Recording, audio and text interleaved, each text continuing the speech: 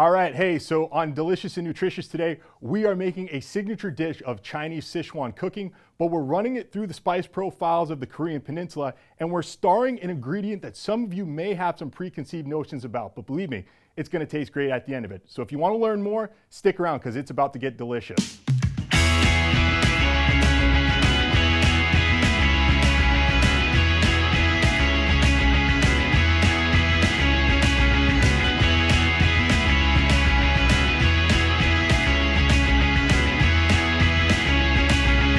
All right, so today we are making Mapo tofu, but actually more specifically, we're making Mapo dubu, which is the Korean name for this dish. And that's actually tofu, dubu in Korean means tofu, which is the main ingredient of this dish, obviously.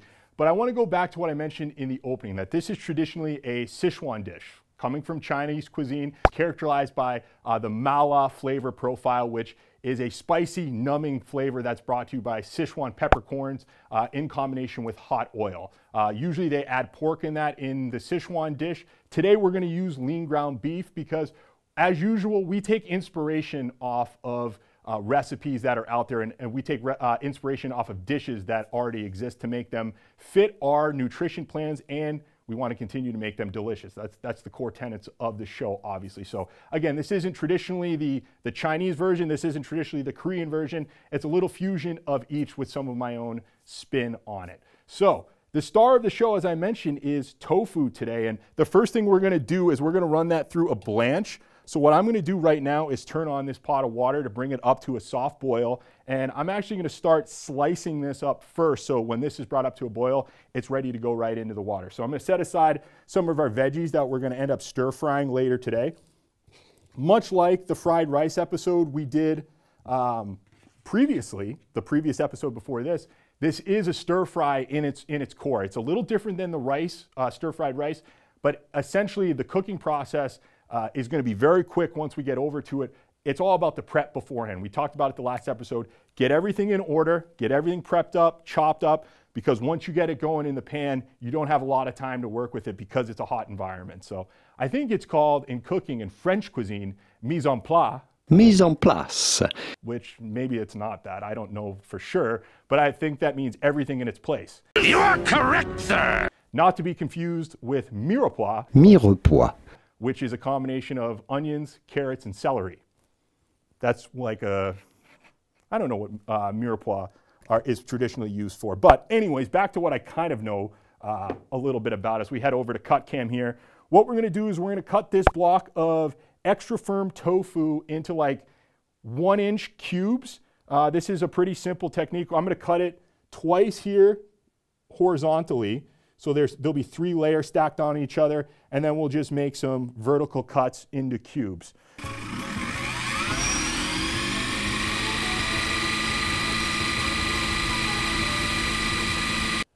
And like I said, we're gonna blanch these for about 3 minutes. And I will say, maybe we will, maybe we won't. I've never tried to boil this much water on this burner. I don't know if this whole thing of water is ever gonna come up to a boil.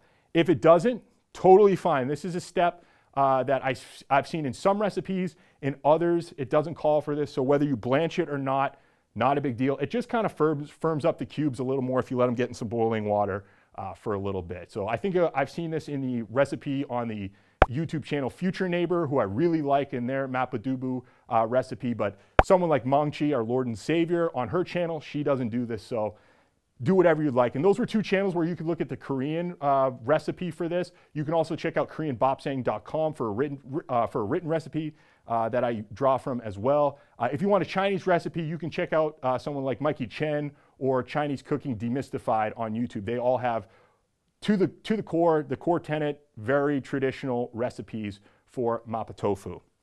While we're waiting for this water to come up to a boil and before we get to slicing, I want to talk about some of our other ingredients today. So not a lot of ingredients today, pretty simple one. We've got our assorted vegetables, which we're going to stir fry along with our ground beef. Today, I've got some green onion. It wouldn't be an episode of Delicious and Nutritious if we weren't using green onion. We use green onion all the time on the show, big fan. We've got a whole onion that we'll probably end up using maybe 3/4 or half of. And we're just going to chop this into big chunks, the same with the green onion. We've got a green bell pepper. You could substitute this for a jalapeno if you want to. If you wanted a little extra kick. If you didn't want the extra kick and you still wanted the jalapeno, just scrape out the seeds. That's where all the heat is. That's where all the capsaicin is. Capsaicin has some good health benefits for you as well.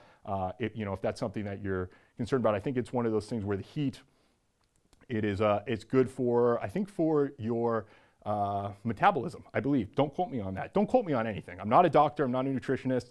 I'm not a scientist. I don't have a PhD.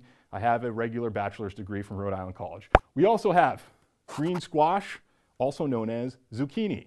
One of the most annoying things about checking out when you self-checkout is sometimes you search it and you'll search zucchini and they don't have zucchini in the system because it's in there as a green squash. Got all this stuff from Walmart this morning. Walmart did have it in there as zucchini. We've also got some garlic and we've got some ginger. We've got soy sauce, Chungjung-1. We've seen this one before. I believe the episode was, I want to say kimchi pancake. I'm not 100% sure though, but I'll edit it in there just so I can make myself look stupid. And then we've got a new ingredient today. This is where we actually get some of the traditional Chinese flavor. This is, if you watch Chinese Cooking Demystified. Liaozhou, aka Shaoxing wine. Liaozhou, aka Shaoxing wine. That's one of their go-to. This is a great stir-frying addition. It's a rice wine. This has, I think it has like 15% alcohol in here.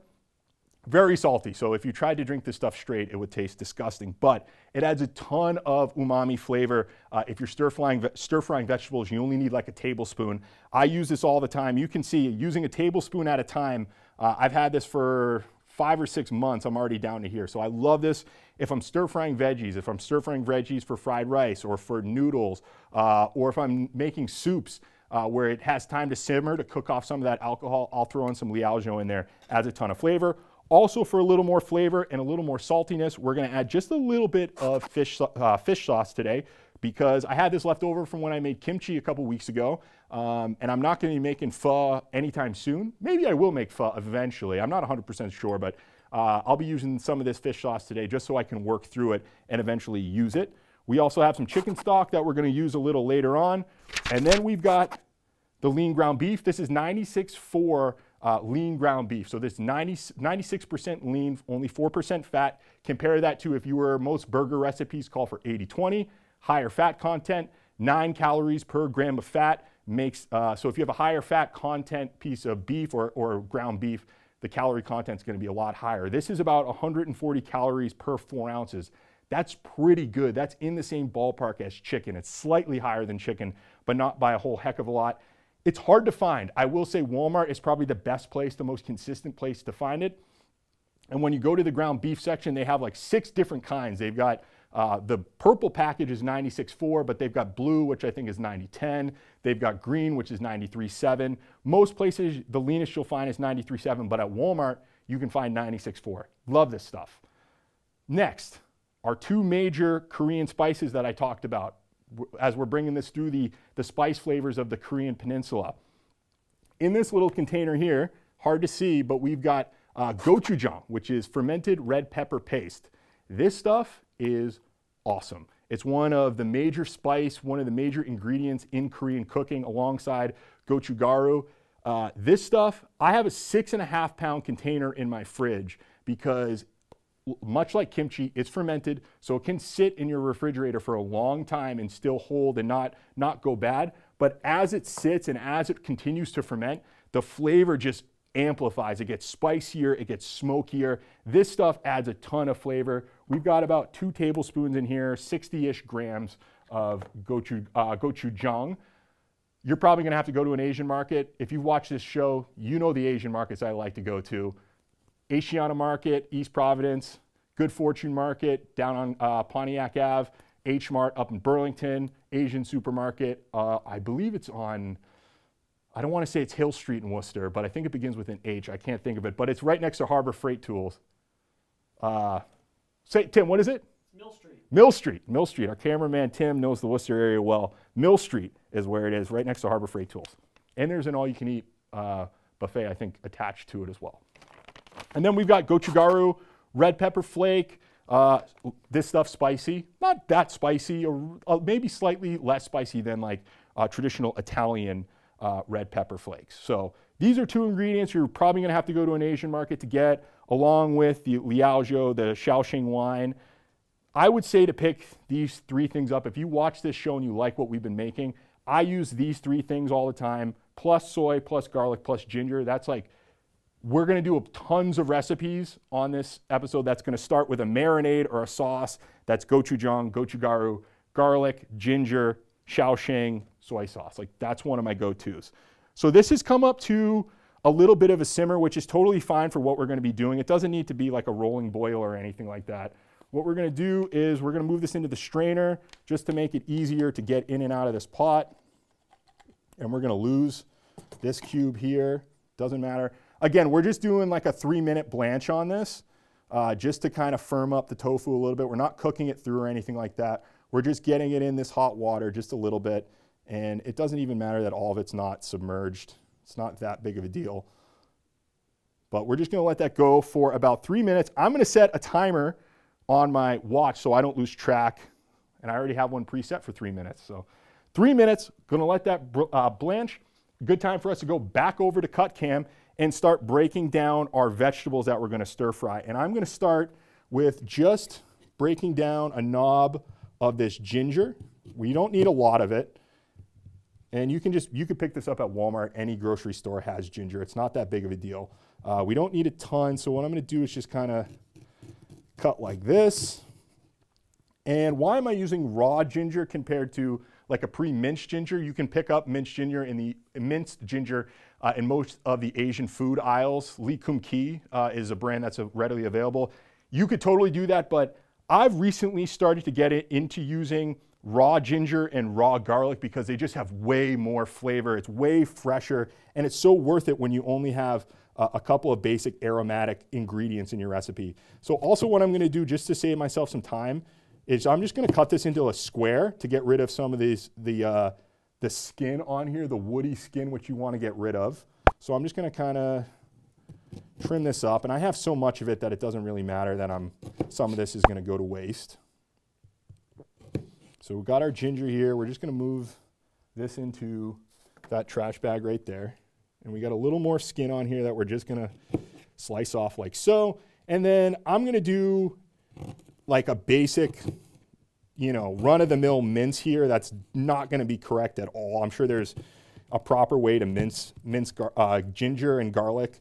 And you guys can make fun of me for that. I'll make fun of myself too. I'm already kind of trying to do that. So what I'm just gonna do here is try to break this down. This isn't going well so far. Doesn't matter, because we're just gonna mince it up anyways. It's not that big of a deal. Doesn't have to be perfect. As you already know from this show, perfection gets in the way of the good sometime. And we're just trying to be good. We're not trying to be perfect on this show by any stretch of the imagination. And neither should you. If you're a viewer of this show, you should just be trying to be as good as you possibly can. And that's about it. What an inspirational message there to the kids. And that's probably good enough for now because I'm getting bored of mincing that up. Next thing we're gonna do is we're gonna go into our garlic. And you know what? We're gonna do 1, 2, 3, how about 4 heads of garlic? That seems good to me.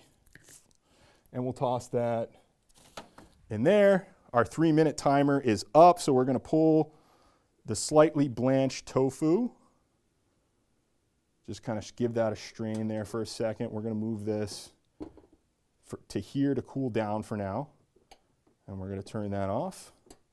And then what we're gonna do over this pan is we're just gonna try to put these back into this container. And again, all we wanted to do was firm that up. We're not cooking it or anything like that. I'm gonna let this cool down before I move it off of there because I'm gonna need the space. Let's come back to the cutting board. So we've minced our ginger.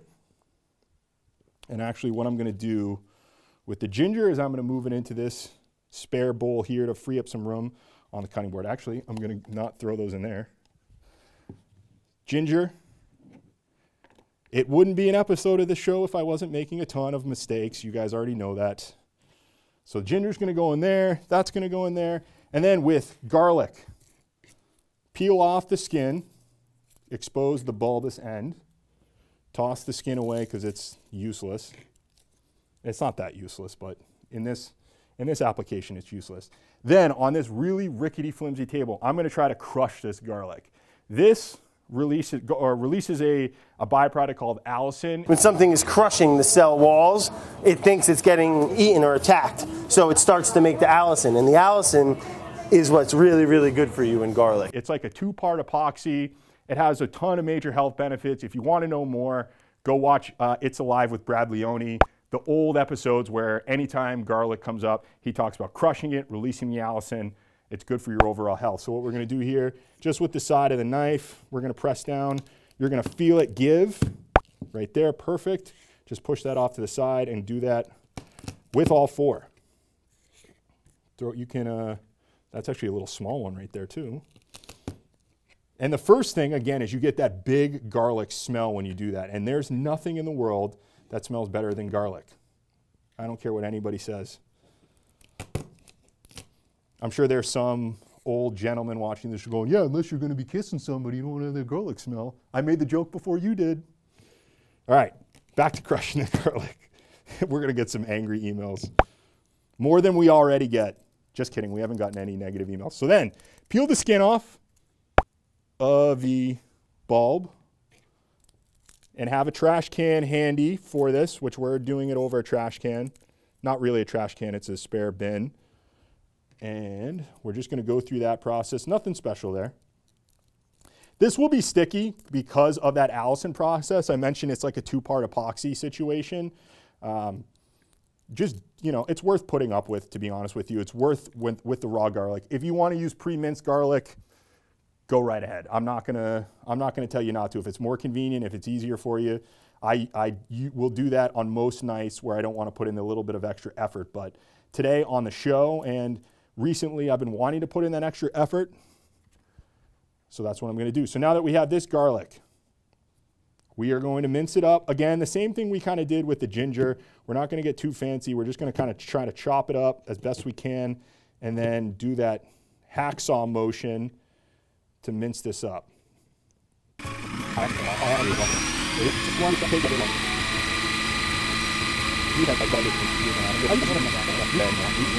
That's what we're going to do with that. That's more than good enough. We're just going to corral this up with the back of the knife. I wish I had a bench scraper. That's the next thing I have to get for the set. New cutting mat today. Turquoise. And maybe, just maybe, if you're lucky. Do you feel lucky, punk? That'll change color the next episode. I'm going to tell you right now, you are going to get lucky. The colors will change. It's going to change every episode. It's going to change for 4 times, and then it's going to start to repeat. That's a little sneak peek for you. So garlic in there. I'm going to use this moist napkin from on top of the rice to wash my hands, because it is, that garlic, once you crush it and stuff, gets super sticky. So just know that. Cooked rice was another ingredient. I don't know if I mentioned that. We're going to serve this over rice. You've seen scallions before. You've seen stuff over white rice. It's what we do on the show. If you've got any issues, send your emails to Tim. All right, so now we're going to the zucchini. I like to cut off the ends because they have like a real hard like stub to them. Then I cut it in half like this to get these 2 flat sides. I lay them on the flat side, and then I cut these into thirds, into strips. 1, 2. 1, 2, And I'm gonna do the same thing with this. A little bit of that. A little bit of this. You can get with this or you can get with that. And then what we're gonna do is cut these into bite-sized cubes. And we're gonna be stir-frying these and eating them in the final product. So make them into bite-sized manageable pieces, something like that right there. There's your zucchini broken down. Again, the first 5, 10, 15 minutes, however long this prep period goes, it's just a lot of chopping. It's a lot of getting everything ready until you're ready to hit the hot pan. So I'm gonna peel this sticker off this green onion. That was the hardest thing I've done all day. Green onion, this is my janky way to cut a green onion. This is probably not the best way to do it. If you know a better way, do it that way for sure. But I like to cut the top off. I cut this bottom like so. Set that aside. Then I cut it in half, right? There's like the core thing in the middle that you want to, there's the core thing in the middle that you want to get rid of. So then I cut down right through the middle, and then I just go in with my hands and just rip the rind or the seed and the core and the rinds and stuff out. And then I will use, then I pop actually, if you push that, you can push the top of the stem of the pepper out. And I'm going to use all this. So we're going to move that just right there. Just kind of roughly chop this up into, you know, again, bite-sized pieces. But I like to leave them into a size where people know they're in there in the final product, because I like bell pepper. I like, you know, zucchini. I like having that little bit of texture to go along with the soft tofu and with the cooked beef. So this one, it has 4 little nice places where you can cut it, and it turns into like a 4-leaf looking clover. And then I just cut that like into 1/8. But again, you can chop these however you want to chop them. You guys know I'm not good at chopping. I'm not an expert at chopping things. Chop things the way you want to chop them. These ones here, what I'm going to do is just kind of cut them, stand them up like this, and I'm just going to chop right down this way into strips.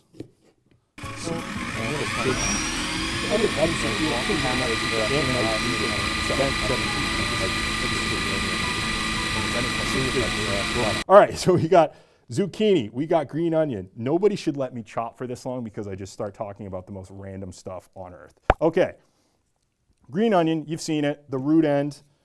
I've seen actually you can cut the roots off and like replant them and they grow pretty aggressively. So I haven't tried that. I think I might have mentioned that in an earlier episode too, but it's something I have not tried. So like that, and just kind of move these like so. And we're cutting the whole thing. We're cutting the whites and the green, and they're all going in at the same time. Different flavor, different aromatic profile. I don't even know if that's a real word, but it is what it is. There we go there. That's all chopped up. Our cutting board is absolutely loaded. We're going to move this ginger off to the side. We're going to get to our onion, throw off this onion skin. Let's do like half an onion. Let's see how much half an onion yields before we make a final decision. Go down here, there. We're going to use this side. We're going to cut off the top. I almost sliced my thumb right there. Be careful with knives. I've mentioned it before. Be a lot more careful than I usually am. So then I've said this before. I think it was back in the gyudon episode. Gyudon. As I just take the whole first layer off, I think it's just easier to get the skin off. And that has a really strong oniony flavor to it as well. And then this, we're just going to cut into big chunks as well. So what I'm going to do is I'm going to cut that into quarters, and then how about like same thing we kind of did with the top of the bell pepper, cut it into like 1/8. And another game time decision if we're going to do the whole onion. No, we're going to do half an onion. We're sticking with half an onion. That onion's not going to get used, I can tell you that. So maybe we'll compost it or something like that. But I have no use for that onion at this point. So moving right along, we've prepped out. Again, all of these vegetables are pretty much optional. You can put whatever veggies in there that you really want. This is what I usually go with. I actually usually go with green onion, green bell pepper, white onion. This is a white onion, not a sweet onion. Sometimes I mess those up. And then today I added zucchini because I walked by when I was picking up the other produce and I said, I'm really in the mood for zucchini today. So that's in there as well. So next thing we're going to do is we're just about ready to get the stir frying process going. So what we're going to do is move this pot off of here because we're going to need all the space we can get. Hopefully that doesn't singe this thing. It might. Wouldn't be the first time we've damaged this. And then we're going to get our main pot on, and we're going to get this heated up to max.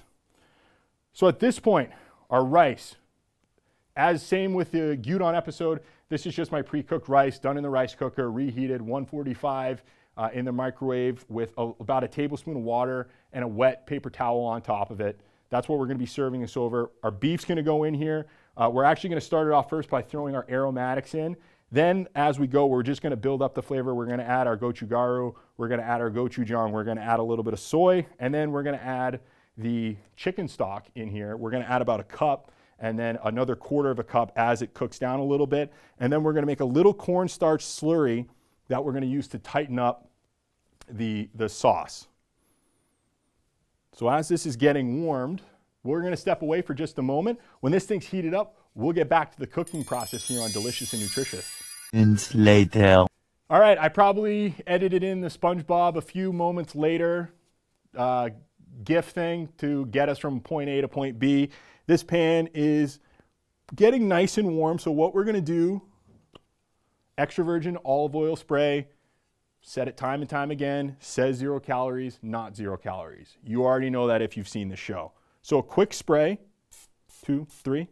That's actually, by the way, one of my favorite shots. That looks so good on that camera. So a couple sprays of that, and now we're going to go in with our first ingredient, not the ground beef. Just kidding, audible. No, we're going in with the ginger and the garlic, and we're just going to toast this off a little bit.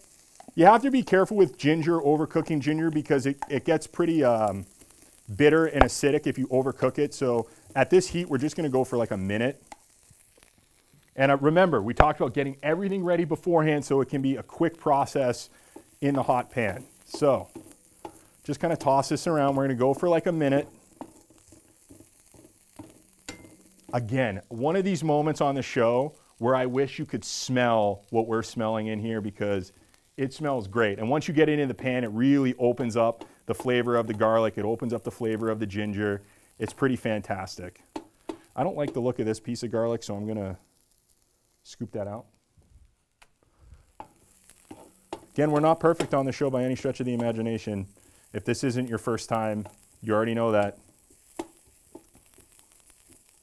And we're just going to continue to just let this toast down for like a minute. This is getting pretty good. And again, it's all about the visual. You don't want to over brown it. And then you should be standing over and getting the smell of it too. And that's really when you know that things are going well. So next thing we're going to do, push these off to the side for a second. We're going to scoop in lean ground beef. This is 8 ounces. This is going to make about 3 to 4 servings, maybe a little more than that, maybe 5 really, depending on how much you want to eat. And we're just going to break this up and we're going to start browning this down. So we got 8 ounces, 96.4 lean ground beef going in the pan. We're going to brown it off, break it up into bite-sized pieces. That's why I brought the wooden spoon today, to help break down. We got the flexible one, but this process would be way harder with that. So what we're going to do is we're just going to, again, get in there. And then once you get it pretty broken down, just kind of push it around. Get your garlic and your ginger incorporated in there. Again, this is low fat content, so it cooks, the fat renders out and cooks out pretty quickly. It's easy to dry this stuff up. In this recipe where we're adding the chicken stock and we're adding more liquid, you don't really have to worry about this being too dry as an end product. But if you were making something like a burger with 96.4 lean ground beef, I would advise you to go smash burger style, which we're going to do on this show. Don't worry about it. Cook it quick on both sides, like 35, 40 seconds. It's going to be cooked through. All the fat's going to render out super quickly. So if you leave it on any longer, you're going to be eating like a hockey puck. So let's get our beef, again, just broken down here. Beef, ginger, and garlic are in right now. And we're on max heat on our on the burner here. You want to stay medium-high heat anytime you're stir frying or cooking in this style. Keep the heat high. We're maxed out because, again, I don't know how strong this burner is or how strong it isn't, but haven't had any issues so far, which has been nice. I didn't know if that pot of water earlier was going to boil or not. That's good to know, because when we make dumplings on this show, we know that we can create steam because we can get the water to boil, and we need to boil a decent amount of water to do that. We were actually going to do dumplings today, but I wanted to test if the water would boil with something else, something that wasn't as critical to the ingredient. Because if we got to the point where we're trying, if I stuffed all the dumplings and I couldn't get the water to boil, we would have wasted a ton of time, and I don't know what else to do with it at this point. So this is, you can see on this camera right here, it's browning up, it's turning brown pretty quickly. So at this point, same thing we did with the ginger and garlic, push this to the side. And what we're gonna do is I'm just gonna leave the wooden spoon right there. I'm gonna move this ginger and I'm gonna try, keyword is try, Mission Impossible music, played by the North Attleboro Marching Band. It's not gonna be that, I'm gonna take it from someone else. Unless they have it and they'll send it to me. Anyways, okay, veggies go in. And now we're gonna let these go for like 3 more minutes. Get a good, while I was driving into work this morning, I was thinking, am I gonna try to toss this? There's a lot, and it's not worth. We will eventually toss something that we're stir frying. Today's not the day. Maybe we'll try a little toss at the end. Actually, no, there's gonna be a ton of sauce at that point, so no, we're not gonna do that either. But now we're just going to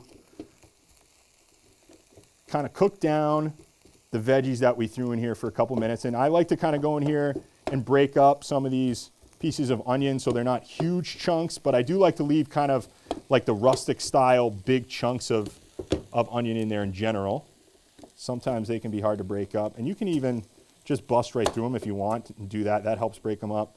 I'm gonna do the same thing right here. Maybe this one's giving me a lot of trouble. There we go. Ooh, the lacrimators in that onion now have officially gotten to me. That's the term for the substance you breathe in that makes your eyes tear up when you are cutting onions, lacrimators. Ooh, and it is not fun when that happens, but it's gonna be worth it. All right, now that we're in veggie stir fry mode, no time better than now to add in 1 tablespoon of 料酒 aka 绍兴 wine. Liaozhou, aka Shaoxing wine. Again, this stuff is huge in Chinese cooking. It's great for stir fries. It adds a depth of flavor. It's a Chinese cooking wine, and we're gonna do a little, spread it out like that. Put the cap back on.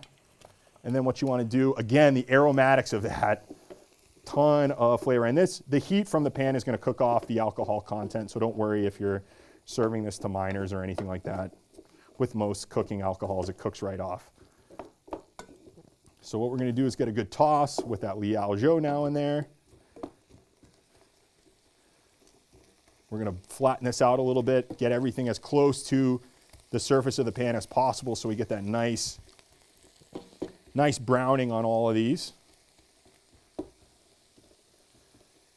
And while that's browning off and cooking down, we are going to measure out our chicken stock. I went with unsalted chicken stock today because we're using fish sauce. If you're not gonna use fish sauce, you don't have access to it, you're not gonna go pick it up, or you just don't wanna use it, you could use salted broth, or you can add salt in at this point. But I went with unsalted, and we're doing 1 cup of chicken stock. This is a shaker cup. This is the only measuring cup I have in the office.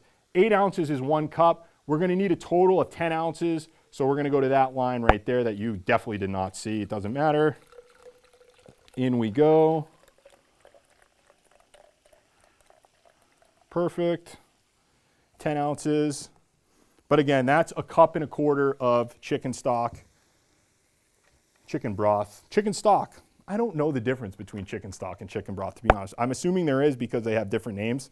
I don't 100% know why. Now, next thing we're gonna do. We're gonna go in with our red pepper flakes. Big spice, big flavor. We're just gonna do a nice little drizzling. Maybe somewhere in the 10 to 20 gram range. If you're keeping track at home. Boom, right there. Again, you can get this at the Asian market. There's a little window when the whole bag is full. You can see if it's like the bigger pieces or the finer. I like to get the finer ground gochugaru. So that's in. We're gonna do a little toss now that that's been added in just to incorporate.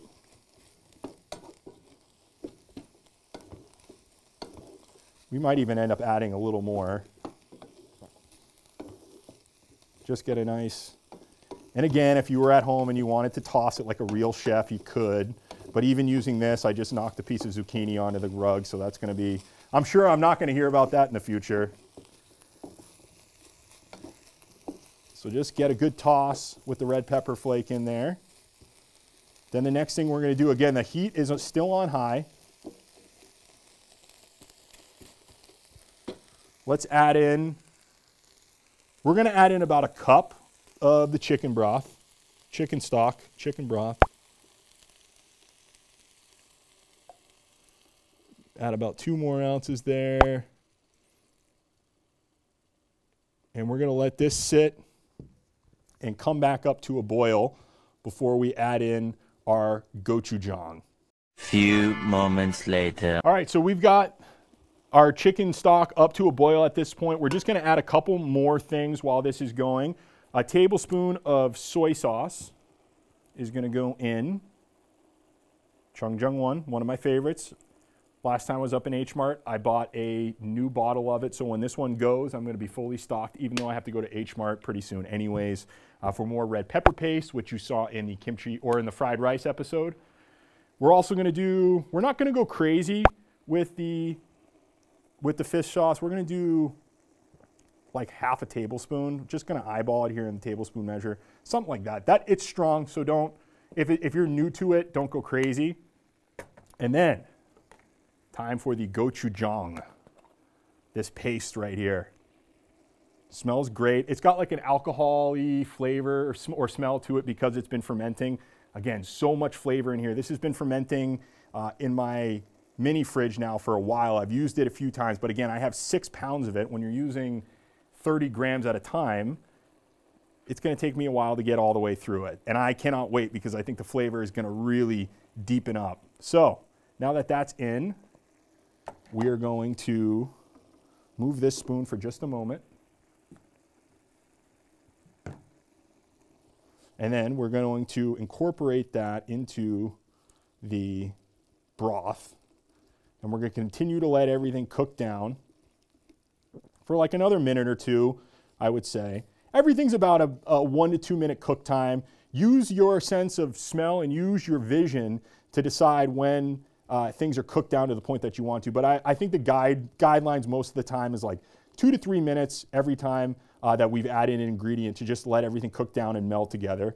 And what we want to do is just get that paste incorporated into the liquid and liquefied up, because again, it is a paste and we don't want big clumps of it in the final product. And so you can see right now that the sauce in here is pretty runny. We're going to continue to let this cook down for another 2 to 3 minutes. Then we're going to add the tofu, toss it again lightly, and then we're going to add a cornstarch slurry. And at that point, the liquid is going to have reduced so much, and I'm going to make another game time decision on whether we're going to add this last quarter cup of chicken broth. Again, this isn't the hottest range. This isn't the hottest stovetop. If I was at home, I definitely would add it, but I don't think we're going to reduce out enough where we're going to need that extra bit of liquid. But it's good to have just in case. Obviously, we've got this whole container. So we're going to let this simmer again. We're going to add the tofu, and then we're going to finish it up with the cornstarch slurry. Much later. All right, so as you can see, this is up to a boil. It's been up to a boil for a while. We're just letting everything continue to cook down, letting the sauce cook down a little bit. It's not as thick as I would like it to be. Once we get the cornstarch in there, though, I think it's going to be absolutely perfect.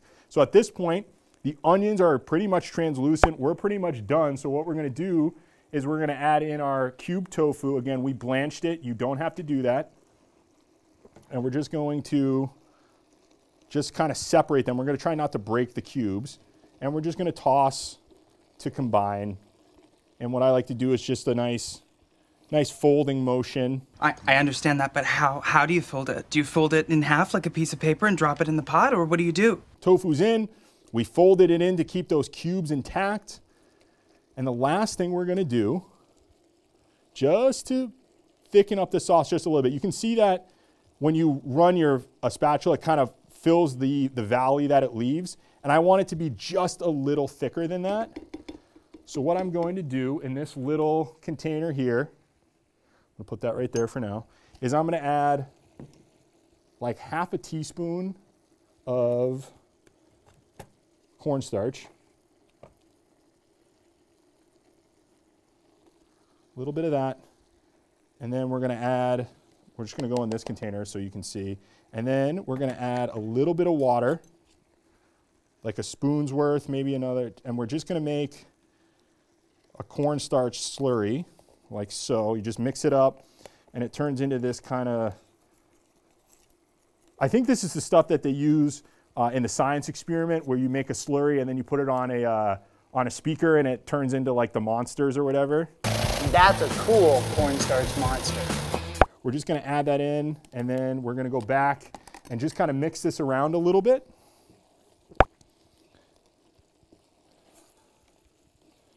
And this should thicken up the sauce, tighten everything up. Cornstarch slurry is a big way to tighten up. It's a good technique to tighten up sauces a little bit if you want that. You know when you get that kind of that take-home Chinese food and it's got that sauce that's clinging to the chicken and it's tight and not super runny? A cornstarch slurry is a good way to get that effect if you're trying to do it at home. So we're just going to kind of toss this around. We're not going to end up adding that last quarter cup of chicken stock. And at this point, we are just about done. I'm going to turn the heat down because we're good. We don't have to cook our tofu really in here. It's already good to go. You can pretty much eat that stuff right out of the package if you really want to. So this whole pan right here, this is the whole serving. I'm going to end up eating just over 1/4 of a serving. And for those of you at home who are interested in how I would do that, what I'm going to do is move over here to the scale really quickly. I'm going to throw this container on here. And what I'm going to do is I'm going to get the entire cooked weight of this, and then I can portion out about 1/4 of this as my meal over 150 grams of rice. And so when I do that, it's going to end up being about 650 calories, like 80-something grams of carbs, 30-ish grams of fat. It might be less than 30 grams of fat. And again, my 40 grams of protein that I'm always going for. Let me get it here, right there. Beef, zucchini, green bell pepper, green onion, tofu in there. Smells great, looks great. Then what you can do is you can portion this out over some rice, scoop it in, and you're good to go. So delicious and nutritious today. Mapo tofu, Mapo dubu though, because we used the Korean spices. So I want to thank you guys for tuning in. I hope you guys give this a try because it is a great meal. It's got a little bit of everything. It's got some carbs, it's got some fat, it's got some protein. A lot of the carbs that I mentioned, by the way, comes from the rice.